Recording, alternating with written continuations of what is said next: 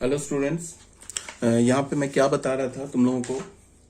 जैसे कि तुम ऐसे देखो, मैंने ना अगर मैंने लिखा y is equal to f x लिखा, ठीक है। तो y is equal to f x लिखने का क्या मतलब हुआ कि अगर मैंने बोला कि ये x क्या है, बात को सुनना बिल्कुल ध्यान से, ये x क्या है, तो ये जो x है ना, इसको हम क्या बोलेंगे, इनपुट भी बोलेंगे। एक तो इसको हम इनपुट बोलेंगे, और ये जो इनपुट होगा ये पहले सेट ए से आएगा। अगर मैं बोलूं y क्या है, तो y को हम आउटपुट बोलेंगे। ये आउटपुट क्या होगा, ये इसको हम y से रिप्रेजेंट करेंगे। ये हमारा क्या होगा, सेकंड सेट b से होगा, ठीक है।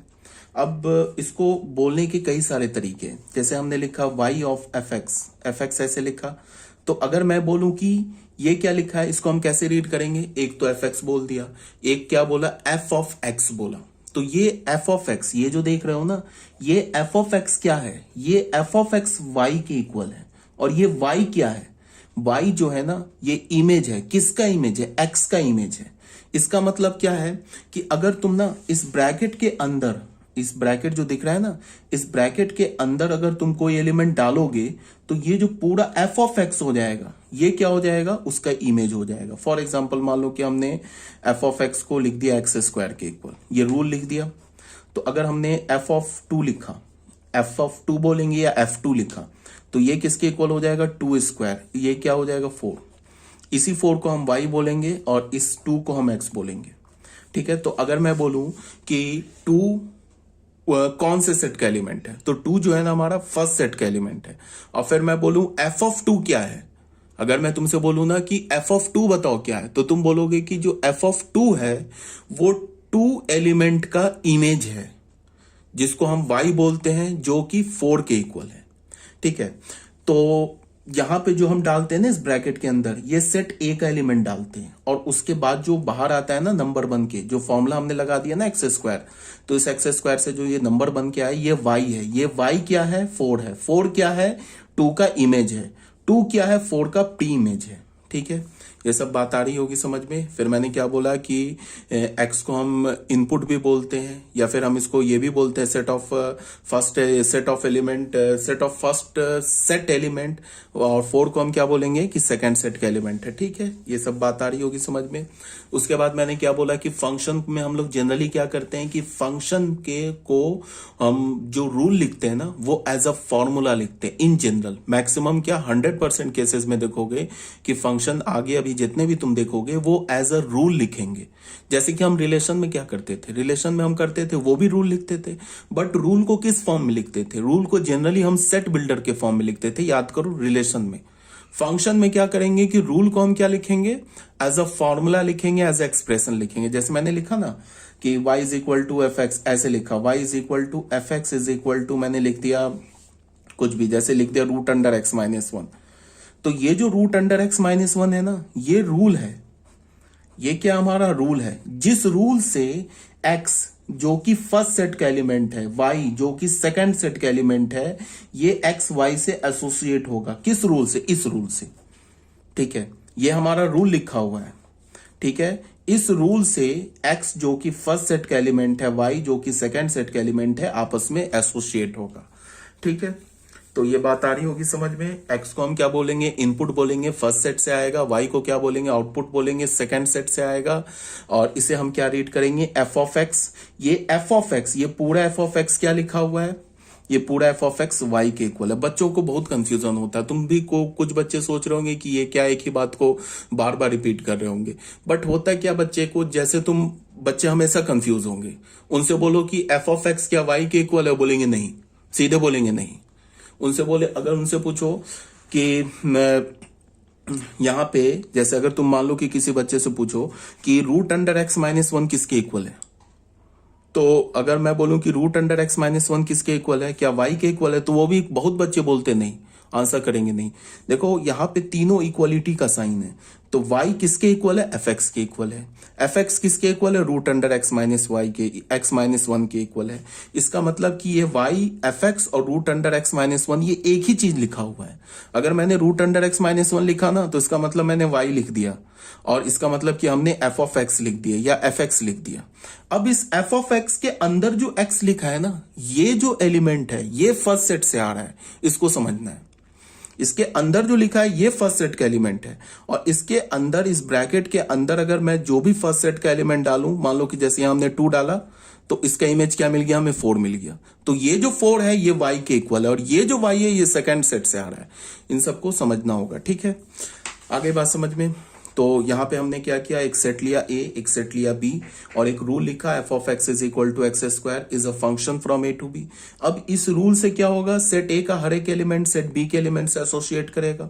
तो हमने क्या लिखा? पहले 1 का देखा कि 1 का इमेज क्या है, तो इस x की जगह हमने 1 रिप्लेस कर दिया, तो यहां भी 1 आ जाएगा। जो x यहां लिखा है वही x यहां लिखा है, तो 1 स्क्वायर 1 हो गया।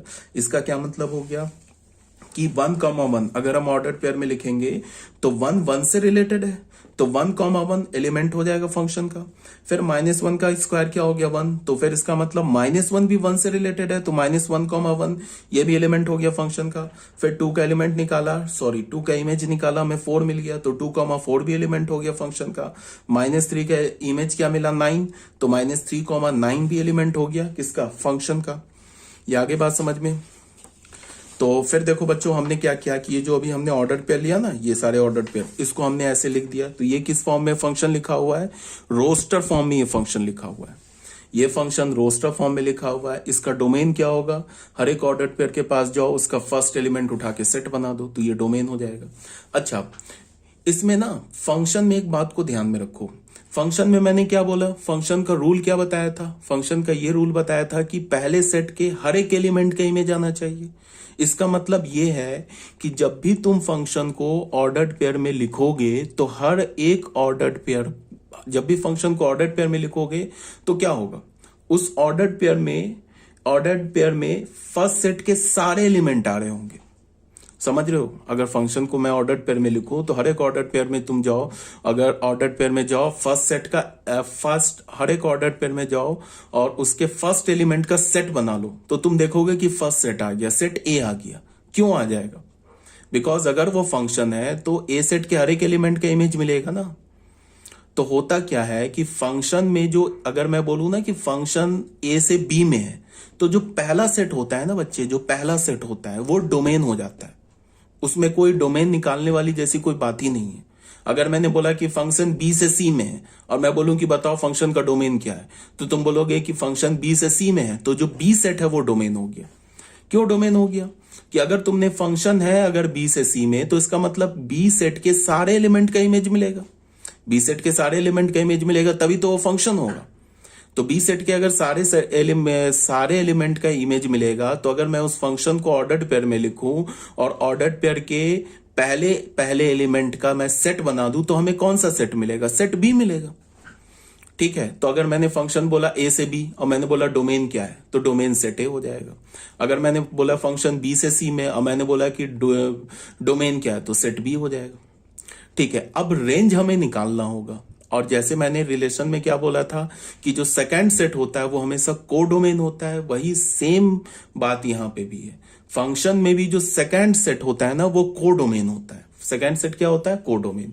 रेंज जैसे हमने फंक्शन में निकालते थे ना कि सेट ए का एलिमेंट सेट बी के जिस एलिमेंट से रिलेटेड होता था उसका हम क्या करते थे? सेट बना लेते थे, तो वो रेंज आ जाता था। और रेंज क्या होता था? सेकंड सेट का सबसेट होता था।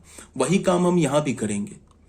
ठीक है, हम लोग क्या करेंगे? ये देखेंगे कि सेट ए का एलिमेंट, सेट ए के तो हर एक एलिमेंट का इमेज मिलेगा अगर फंक्शन है तो हम लोग क्या देखेंगे कि सेट ए के का जो एलिमेंट है वो सेट बी के किस किस एलिमेंट से रिलेटेड है। जिस एलिमेंट से रिलेटेड होगा उसका सेट बना लेंगे, वो रेंज आ जाएगा। और ऑब्वियस ही बात है कि जो रेंज होगा वो बी का सबसेट होगा, बिकॉज बी ही सेट से आएगा तो बी का सबसेट हो जाएगा। ठीक है, ऐसा भी हो सकता है कि रेंज जो हो वो कोडोमेन के इक्वल हो, सेट बी ही आ जाए रेंज, ये भी पॉसिबल है। ऐसा भी पॉसिबल है कि सेट बी में 4 एलिमेंट हो बट रेंज में 2 ही एलिमेंट आए। अगर रेंज में भी 2 एलिमेंट आ रहा है तो भी तो वो बी सेट का सेकंड सेट का सबसेट होगा। ठीक है, तो यही बात बोला जा रहा है तुम्हें। तो रेंज क्या होगी यहाँ पे, रेंज देख लो 149 सेकेंड, हर एक ऑर्डर पेयर के सेकेंड एलिमेंट का सेट बना लिया तो 149, जो कि बी सेट का सबसेट है। बी सेट देख लो क्या है हमारे पास, बी सेट दे रखा है ना 149 10 11, तो ये क्या आ रहा है हमारे पास 149 10 11 तो नहीं आ रहा, तो कोई बात नहीं है तो रेंज आ गया, ये बी सेट का सबसेट होगा जो कि कोडोमेन है। इसी फंक्शन को मैं, ये तो मैंने डोमेन लिखा, रेंज लिखा, इसको किस फॉर्म में लिखा मैंने, इसको मैंने लिखा रोस्टर फॉर्म में। अब इसी फंक्शन को मैं किस फॉर्म में लिख रहा हूं, सेट बिल्डर फॉर्म में। अगर फंक्शन ऐसे लिखा हो, अगर फंक्शन ऐसे लिखा हो, अगर फंक्शन ऐसे लिखा हो, अगर फंक्शन ऐसे लिखा हो, सब एक ही बात है, घुमा घुमा के बोल रहे हैं। यहां पे अगर हमने लिखा है इसको सेट बिल्डर फॉर्म में तो क्या बोलेंगे, the set of all x y, उन सारे एक्स वाई का सेट बनाओ सच डैट पहला जो एक्स है वो पहले एलिमेंट का हो, दूसरा जो वाई है ये दूसरे एलिमेंट का हो, एंड वाई जो होगा ना वो किसके इक्वल है, एक्स स्क्वायर के इक्वल है। वाई किसके इक्वल है, एक्स स्क्वायर के इक्वल है। तो ये क्या हो गया हमारा सेट बिल्डर फॉर्म। देख लो अगर हमने एक्स का वैल्यू 1 रखा तो वाई का वैल्यू 1 आ जाएगा, तो यहां से 1,1 आ गया। एक्स का वैल्यू -1 रखा तो फिर वाई का वैल्यू 1 आ जाएगा, तो -1,1 दूसरा एलिमेंट आ गया। फिर एक्स का वैल्यू 2 डाला, एक्स का वैल्यू 2 डाल रहे हैं, एक्स का वैल्यू कहां से डालेंगे, फर्स्ट सेट से डालेंगे, और जो उसका इमेज आएगा वो कहां से मिलेगा, सेकंड सेट से। तो एक्स का वैल्यू 2 डालेंगे तो वाई का वैल्यू 4 आया, तो 2,4 एलिमेंट हो गया। एक्स का वैल्यू -3 डालेंगे तो वाई का वैल्यू 9 आएगा, तो -3,9 एलिमेंट हो गया। अब एक्स में क्या है, एक्स का पॉसिबल वैल्यू क्या होगा, जो कि सेट ए का एलिमेंट है, उससे ज्यादा तो हम डाल नहीं सकते ना। सेट ए में कौन कौन से एलिमेंट है, 1 -1 2 एंड -3, तो x की यही 4 पॉसिबल वैल्यूज है ना। तो इस 4 पॉसिबल वैल्यूज के कॉरस्पॉन्डिंग हमने y निकाल लिया, तो y के ऑल पॉसिबल वैल्यूज क्या हो गए, रेंज हो गए। और डोमेन क्या होगा, डोमेन तो हमेशा पहला सेट हो जाएगा।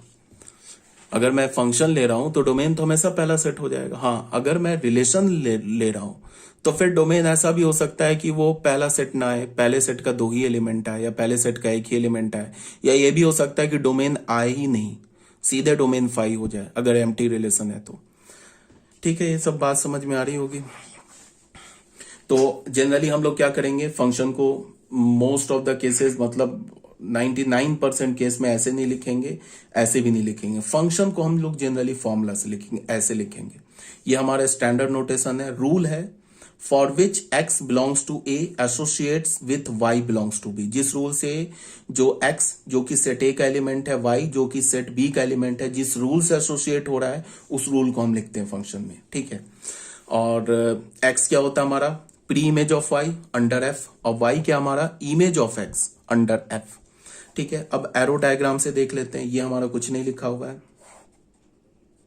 ये हमारा कुछ नहीं लिखा है। ठीक है, एरो डायग्राम से हमने क्या किया कि 1 का इमेज क्या हो गया 1, -1 का इमेज 1, फिर 2 का 4, देख लो यहां से 1 का 1 -1 का 1, ये तो बस हमने एरो डायग्राम से ऐसे मिला दिया। अब आ जाओ बच्चों थर्ड में। थर्ड में क्या दे रखा है, फिर वही 2 सेट, एक सेट ए एक सेट बी। सेट ए में क्या 1 2 5 7, सेट बी में क्या 3 4 5 6 7। एफ लिखा ऐसे dot, f such that a to b, इसका मतलब फंक्शन ए से बी में लिखा हुआ है, बी डिफाइंड एज, मतलब यहां पे 1 लिखा, इसको हम क्या रीड करेंगे, एफ ऑफ 1। ये एफ ऑफ 1 क्या है, ये वाई है। ये एफ ऑफ 1 क्या है, ये इमेज है। किसका इमेज है, 1 का इमेज है। इसको समझो, बार बार स्ट्रेस देके बोल रहा हूं, बच्चे कंफ्यूज होते हैं। एफ ऑफ 1 क्या है, ये इमेज है। एफ ऑफ 1 किसके इक्वल है, 3 के इक्वल है। एफ ऑफ 1 क्या है, इमेज है। किसका इमेज है, 1 का इमेज है। 1 क्या है, सेट ए का एलिमेंट है, सेट ए का एलिमेंट है 1। तो अगर यहां पे इस ब्रैकेट के अंदर हम क्या डालते हैं, इस ब्रैकेट के अंदर हम पहले सेट का एलिमेंट डालते हैं, और ये जो पूरा एफ ऑफ 1 आता है ना, ये पूरा एफ ऑफ 1 जो है ये क्या आता है, इमेज आता है। किसका, जो नंबर हम ब्रैकेट में डालेंगे ना, या जो एलिमेंट हम ब्रैकेट में डालेंगे, उस एलिमेंट का जो इमेज होगा वो ये पूरा एफ ऑफ 1 आ जाएगा। ठीक है, तो एफ ऑफ 1 का इमेज क्या है 3, एफ ऑफ 2 का। अब कोई बोलेगा कि किस रूल से लिख रहे हैं, तो अभी रूल हटाओ, बस अभी मान लो कि 1 3 से रिलेटेड है, 2 4 से रिलेटेड है, फिर 2 6 से रिलेटेड है, 5 5 से रिलेटेड है, 7 5 से रिलेटेड है। तो क्या ये फंक्शन है, बिल्कुल फंक्शन है, बिकॉज 1 2 5 7 देख लो 1 2, अच्छा ये फंक्शन नहीं है। तो फिर कोई बच्चा बोलेगा कि यहां पे तो आपने फंक्शन लिखा, तो मैं ये बोलूंगा कि रिलेशन को भी स्मॉल एफ से लिखते हैं। कहीं पे तो नहीं लिखा है ना कि is a function from a to b, function word नहीं लिखा है ना, ये स्मॉल एफ लिखा है, तो स्मॉल एफ रिलेशन भी हो सकता है। ये स्मॉल एफ फंक्शन कब होगा? ये स्मॉल एफ फंक्शन तभी होगा जब डोमेन के हर एक एलिमेंट का इमेज मिलेगा और यूनिक इमेज मिलेगा, तभी जाके स्मॉल एफ फंक्शन होगा। यहां पे हमने क्या देखा कि 2 का इमेज 4 भी आ गया और 2 का इमेज 6 भी आ गया। तो 2 जो कि फर्स्ट सेट का एलिमेंट है, इसके दो इमेजेस आ गए। तो 2 के दो इमेजेस आ गए। इसका मतलब क्या हुआ कि ये जो स्मॉल एफ है ना, is not a function from set A to b. Small f is a relation from set A to b. देखो, कोई बच्चा बोलेगा कि सेट ए के तो सारे एलिमेंट का इमेज आ गया, तो हाँ ठीक है, आ गया। 1 का भी इमेज मिल रहा है, 2 का भी इमेज मिल रहा है, 5 का भी मिल रहा है, 7 का भी मिल रहा है। बट सेट ए के का जो एलिमेंट 2 है, इसका यूनिक इमेज नहीं आया, इसके दो इमेजेस आ गए। और मैंने क्या बोला कि अगर पहले सेट के किसी भी एलिमेंट के का यूनिक इमेज नहीं हो तो फंक्शन वो नहीं होगा, या अगर पहले सेट के किसी भी एलिमेंट का इमेज ही नहीं मिले हमें तो भी वो फंक्शन नहीं होगा। फंक्शन कब होगा? जब पहले सेट के हर एक एलिमेंट का इमेज मिले दूसरे सेट बी में और यूनिक इमेज मिले, तब जाके वो फंक्शन होगा। तो ये बात समझ में आ गई होगी। अब देखो, इसको हमने इस फंक्शन तो रहा नहीं, इसको हमने क्या किया, ऑर्डर पेयर में लिखा। तो ऑर्डर पेयर क्या होगा? चाहे फंक्शन हो चाहे रिलेशन हो, वो तो हमेशा ए क्रॉस बी का सबसेट होगा। तो यहां पे हमने डोमेन निकाला, तो डोमेन क्या आ गया? 1 2 5 7 सेट ए। रेंज निकाला तो क्या हो गया? 3 4 5 6 आ गया, जो कि सबसेट हो गया बी सेट का, जो कि को डोमेन है। अब यहां पे क्या लिखा है? Clearly 2 belongs to set A, have 2 different images under f. जो 2 है ना, जो पहले सेट का एलिमेंट है, उसके 2 डिफरेंट इमेजेस आ रहे हैं। किसके अंडर? फंक्शन एफ के अंडर। F is not a function from a to b. अगर एफ फंक्शन नहीं है तो एफ फिर रिलेशन है। अब इसको एरो डायग्राम से देख लो। एरो डायग्राम में क्या है? 2 से देखो, दो एरो जा रहा है, ठीक है। तो ये क्यों दो एरो जा रहा है? बिकॉज 2 4 से भी रिलेटेड है, 2 5 6 से भी रिलेटेड है। तो 2 का यूनिक इमेज नहीं मिल रहा है। यूनिक इमेज कब मिलेगा? जब 2 सिर्फ एक एलिमेंट से रिलेटेड होगा, तभी तो उसका इमेज यूनिक आएगा। तो हम क्या बोलेंगे कि 2 का यूनिक इमेज नहीं मिला, so this is not a function. ये जो रूल लिखा है ना, जिस रूल से ये एलिमेंट एसोसिएट हो रहे हैं ना, जिस रूल से एसोसिएट हो रहे हैं, ये एक फंक्शन नहीं है। तो ये क्लियर होगा। अच्छा, अब यहां पे आगे देखो क्या है। 4th पॉइंट में आ जाओ या 4th एग्जाम्पल में आ जाओ। फिर एक सेट ए दे रखा है, एक सेट बी दे रखा है। देख लो, सेट ए का एलिमेंट -5 6 0 हाफ और बी का एलिमेंट है 25 0 49 36 8। फिर हमने एफ लिखा। अब ये फंक्शन भी हो सकता है, ये रिलेशन भी हो सकता है। अब हमें चेक करना पड़ेगा, हमें 2 बातों को चेक करना होगा। पहली बात क्या कि पहले सेट के हर एक एलिमेंट का इमेज मिल रहा है या नहीं मिल रहा है। दूसरी बात क्या, यूनिक मिल रहा है या नहीं मिल रहा है। अगर यूनिक भी मिल जाए और पहले सेट के हर एक एलिमेंट का इमेज भी मिल जाए तो फिर ये स्मॉल एफ फंक्शन हो जाएगा। अगर ये फंक्शन नहीं होगा तो रिलेशन हो जाएगा, ठीक है। अब एक बात और, छोटी सी बात यहां पे, कि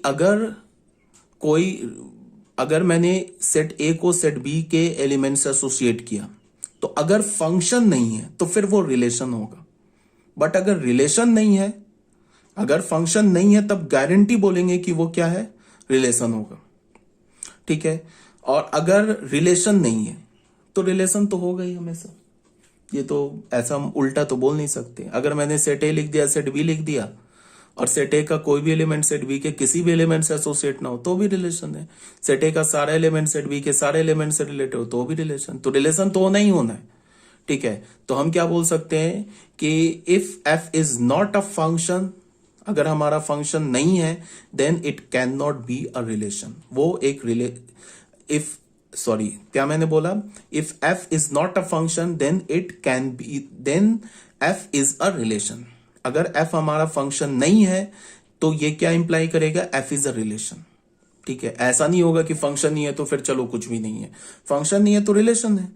ज्यादा से ज्यादा क्या होगा? यही होगा ना, सेट ए का एलिमेंट सेट बी के एलिमेंट से रिलेट ही नहीं होगा तो भी फंक्शन रिलेशन है, नल रिलेशन है तो रिलेशन। अगर तुमने कोई 2 सेट लिख दिया, नॉन एम्प्टी सेट लिख दिया और छोड़ दिया, तो अगर वो फंक्शन नहीं है तो रिलेशन है, रिलेशन तो होगा ही होगा, ठीक है। अब हमने एक एफ लिखा, एक रिलेशन। इसको मैं पहले रिलेशन बोलता हूं, अगर फिर उसके बाद मैं चेक करूंगा कि क्या ये रिलेशन फंक्शन है, तो एफ को अभी मैं रिलेशन मान के चल रहा हूं। रिलेशन है ए से बी में। रिलेशन का रूल क्या दे रखा है कि the set of all x y such that y is equal to x square where y belongs to natural number. x को नहीं बोला नेचुरल नंबर होगा, बात को ध्यान से देखो, सिर्फ y को बोल रहा है कि y नेचुरल नंबर होना चाहिए, मतलब कि जो x का इमेज होगा वो इमेज नेचुरल नंबर होना चाहिए। तो ठीक है, हम लोग बस इस रूल से एसोसिएट करते हैं। Clearly 0 and half belongs to A. देखो 0 और हाफ, सेट ए का एलिमेंट चाहे कुछ भी हो जाए, नेचुरल हो जाए, होल हो जाए, रैशनल इरेशनल कुछ भी हो जाए, बी का एलिमेंट मतलब कि जो y है ना, y वो क्या होना चाहिए, जो x का जो इमेज होना चाहिए वो नेचुरल नंबर नहीं होना चाहिए। ठीक है, वो नेचुरल नंबर होना चाहिए। ठीक है, तो एक बात बताओ, 0 का इमेज क्या होगा, 0। अंडर दिस रूल x का वैल्यू 0 डालोगे तो y का वैल्यू क्या मिलेगा, 0। तो 0 का इमेज 0, तो ठीक है। तो but 0 is not a natural number, 0 तो नेचुरल नंबर नहीं है। 0 का इमेज क्या मिला, 0, और 0 हमारा नेचुरल नंबर नहीं है। इसका क्या मतलब है कि इस सेट का जो ये एलिमेंट 0 दे रखा है ना, इसका कोई भी इमेज नहीं है बी में। ठीक है, फिर हाफ का स्क्वायर क्या होगा, अगर ये तो हाफ किसका काम कर रहा है, एक्स का काम कर रहा है ना, तो यहां पे तुम एक्स की जगह हाफ डालोगे तो वाई क्या मिलेगा, 1/4। 1/4 कैसा है, 1/4 तो नेचुरल नंबर है नहीं। इसका क्या मतलब हुआ कि 1/2 का सेट बी में कोई भी इमेज नहीं मिलेगा। तो अब ये देखो, ये रूल कैसा दे रखा है, ये रूल ऐसा दे रखा है कि जिससे 0 और हाफ का कोई इमेज नहीं मिल रहा है। तो इसका क्या मतलब है, again it is not a function, it is a relation. तो ये हमारा फंक्शन नहीं, ये क्या हो गया, रिलेशन हो गया। ठीक है, इसको देखो हमने किसमें क्या लगा रखा है, एरो डायग्राम में। -5 का इमेज क्या है, 25। 6 का इमेज क्या है, 36। अब बाकी 0 हाफ का तो हमें यही नहीं मिलेगा, इमेज ही नहीं मिलेगा। Clearly 0 and half have no image under f. F is not a function, it is a relation. F हमारा फंक्शन नहीं, रिलेशन हो गया। ठीक है, यहां तक बात आ रही होगी समझ में अभी तक। अब आ जाओ domain, codomain and range of a function. फिर वही बात, डोमेन अगर मैं बोलूं फंक्शन का क्या होगा, तो अगर मैंने फंक्शन बोला ना सेट ए से सेट बी में, तो सेट ए अगर मैंने बोल दिया कि फंक्शन है, तो सीधे बोल दो कि पहला सेट डोमेन है और जो दूसरा सेट है वो कोडोमेन है। रेंज निकालना पड़ेगा, रेंज हमें चेक करना पड़ेगा।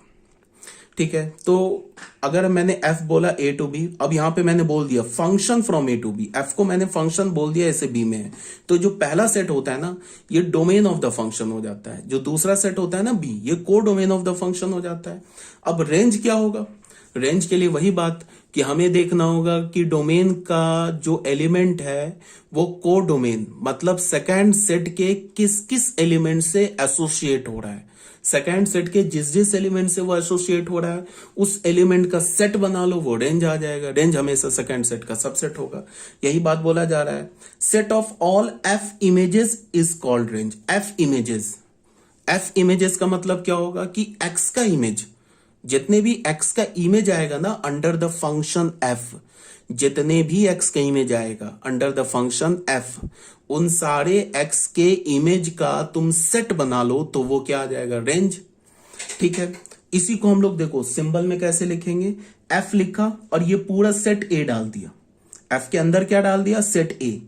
इसका क्या मतलब हो गया कि सेट ए के हर एक एलिमेंट का एफ इमेज, तो सेट ए के हर एक एलिमेंट का एफ इमेज क्या होगा, रेंज हो जाएगा। ये नोटेशन है, एफ लिखने के बाद ब्रैकेट में हमने पूरा डोमेन डाल दिया। तो डोमेन डालने का क्या मतलब हो गया कि सेट ए के हर एक एलिमेंट का एफ इमेज वो किसके इक्वल होगा, the set of all f x, इस एफ एक्स को मैं वाई भी लिख सकता हूं, the set of all f y such that x belongs to A. अगर एक्स ए का एलिमेंट है उसके लिए सारे एफ एक्स का सेट बना लो तो क्या मिल जाएगा, वो रेंज मिल जाएगा। क्लियरली एफ ए क्या है हमारा, एफ ए रेंज को रिप्रेजेंट कर रहा है। एफ ए क्या है, is the subset of b which is codomain. ठीक है, तो मैंने क्या बोला कि फंक्शन में जो हमारा डोमेन होगा वो डोमेन हमेशा क्या होगा, पहला सेट होगा, कोडोमेन हमेशा दूसरा सेट होगा, रेंज हमें निकालना पड़ेगा। अब बच्चों आ जाओ, कुछ क्वेश्चंस दे रखा है, इस क्वेश्चन को हम लोग सॉल्व करते हैं।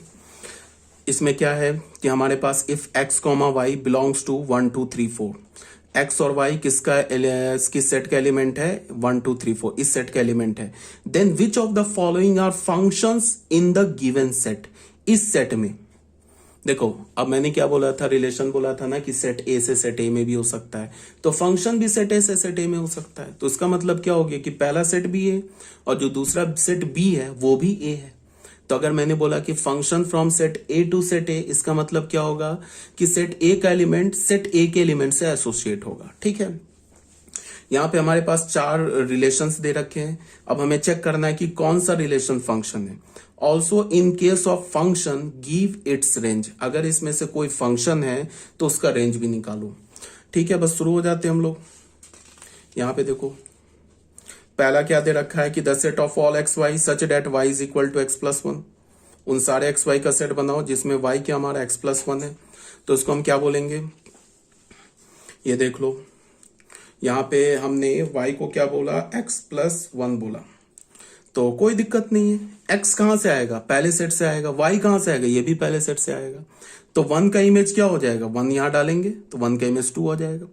अगर हमने x का वैल्यू 1 डाला तो y क्या मिल गया, 2। तो देख लो 1,2 आ गया। फिर हमने x का वैल्यू 2 डाला। 2 क्यों डाला, बिकॉज इस सेट का दूसरा एलिमेंट डाला 2, तो हमें y का वैल्यू 3 मिल गया। फिर 3 डाला तो क्या मिल गया, y का वैल्यू 4 मिल गया। ठीक है, और अब अगर मैं 4 डालूंगा ना, यहाँ पे x का वैल्यू 4 तो डाल सकते हैं ना, पहले सेट से आ रहा है, तो y का वैल्यू 5 मिल रहा है। बट 5 जो है ना, इस सेट a का एलिमेंट नहीं है। बिकॉज अगर हमने फंक्शन इस सेट को अगर मैंने a बोल दिया, तो मैंने अगर फंक्शन a सेट से a सेट में लिया है, तो सेट a का एलिमेंट सेट a के ही एलिमेंट से एसोसिएट होगा। ऐसा थोड़े ना होगा सेट b के एलिमेंट से एसोसिएट हो जाएगा। तो 4 का इमेज क्या आ रहा है, 5। तो इसका मतलब 5 तो इस सेट का एलिमेंट है नहीं। इसका क्या मतलब है कि 4 का कोई इमेज ही एग्जिस्ट नहीं करता है। तो यही बात यहां पे लिखा है, 4 belongs to A, but F4 क्या है, 4 का इमेज है। F4 क्या है, Y है। That is image of 4 under F does not exist. 4 का इमेज इस फंक्शन F या रिलेशन F के क्रॉसपॉन्डिंग एग्जिस्ट नहीं करता है। F1 is not a function, it is a relation. F1 हमारा क्या है, फिर फंक्शन नहीं है, फिर क्या है, ये रिलेशन है।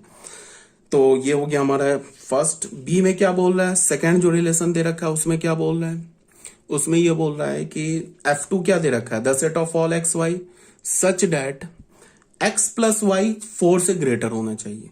मतलब कि उन सारे एक्स वाई का सेट बनाओ जिस दोनों का सम 4 से ग्रेटर होना चाहिए। तो ऑब्वियस सी बात है, देखो 1 1 1 1 अगर हमने फंक्शन 1 2 3 4 से लिया है तो ऐसे होगा ना, ऐसे देखो,